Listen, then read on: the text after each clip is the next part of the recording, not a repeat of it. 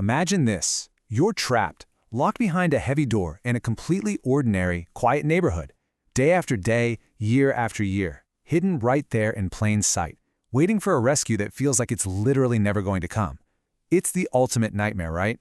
And it's one that plays out in frantic 911 calls, in the darkest chapters of our history, and on the glowing screens in our living rooms. Welcome to our latest explainer.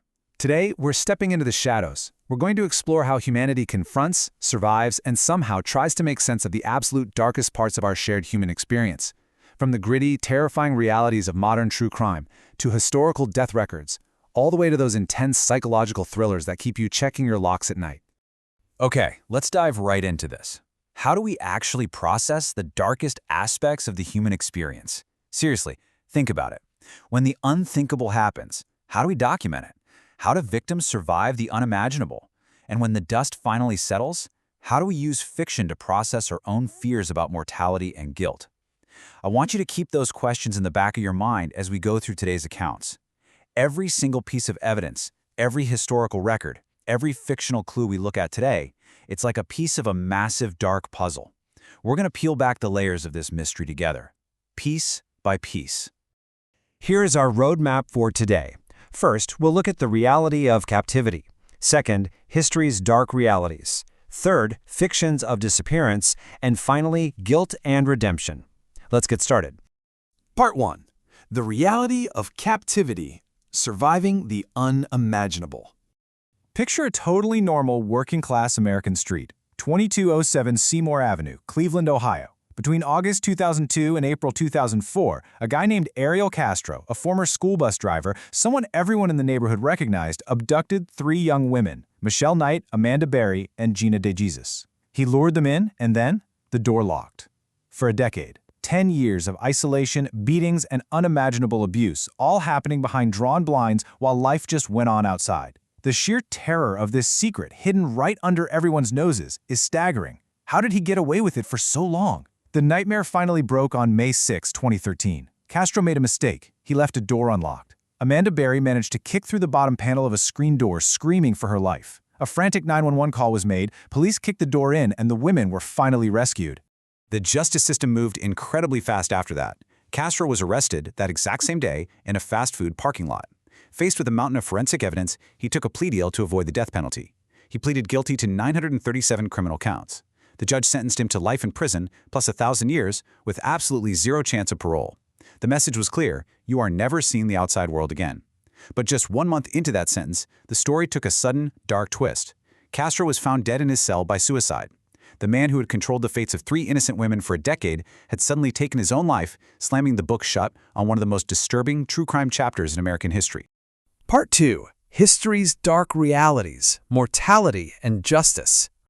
Let's move to our next stop and see how this all builds, because these shadows aren't just a modern phenomenon.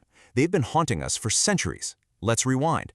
Think about the everyday, inescapable tragedies of early 20th century Indiana. In Fulton County, between 1901 and 1904, the local newspapers read like a relentless drumbeat of sudden death. 20-year-old Etta Fry, dead from consumption. Young Lizzie Closter, suddenly dying just from eating poisoned dried beef. Infants lost overnight to completely unnamed fevers. Death was always waiting right around the corner.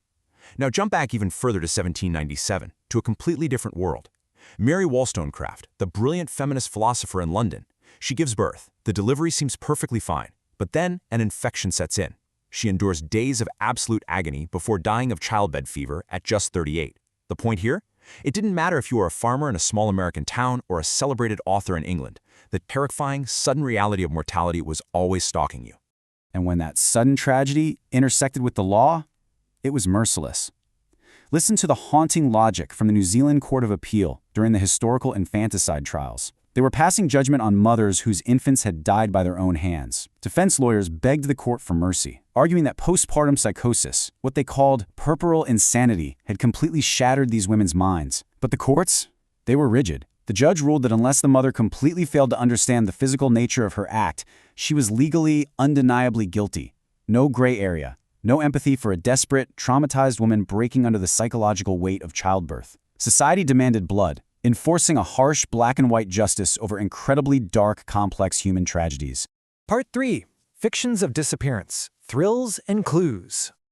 So, how do we deal with this kind of constant underlying dread today when we're safely curled up on our couches? We turn it into entertainment. We craft psychological thrillers. Take Gabriel Farago's fictional narrative, The Disappearance of Anna Popov. The setup is classic, high-stakes true crime. It's January 2005, a sweltering, notorious bush pub out in Alice Springs called The Shed.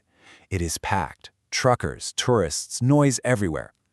Backpackers Anna and her friend Julia are dancing. A crude, tense confrontation happens with a local guy.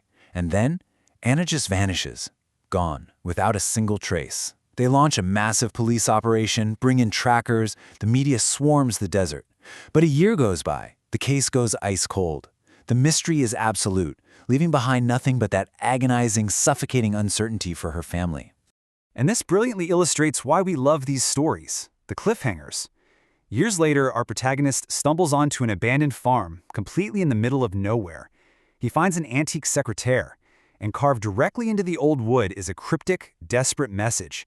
It reads, Anna Popov, help, right next to the number 2007, 2 full years after she vanished. Just let that sink in. Was she alive out there for 2 whole years? Who was holding her? Every single scene in a story like this forces a new question on us before answering the last one. Fiction gives us a safe space. It lets us explore the absolute terror of the unknown, turning our deepest, darkest fears into a puzzle we can actually solve. Part 4. Guilt and Redemption, the Weight We Carry. Which brings us to the aftermath. When the crime is committed or the mystery is solved, what happens to the person left holding the bag? Look at the 2008 film 7 Pounds, starring Will Smith. His character, Tim, makes a single, fatal mistake. He glances at his phone while driving. He causes a horrific crash. 7 people die, including his own fiancée. How do you wake up the next day with that much blood on your hands? Tim can't, so he sets out on this terrifyingly methodical path of self-imposed atonement. He systematically dismantles his own physical body to save 7 strangers.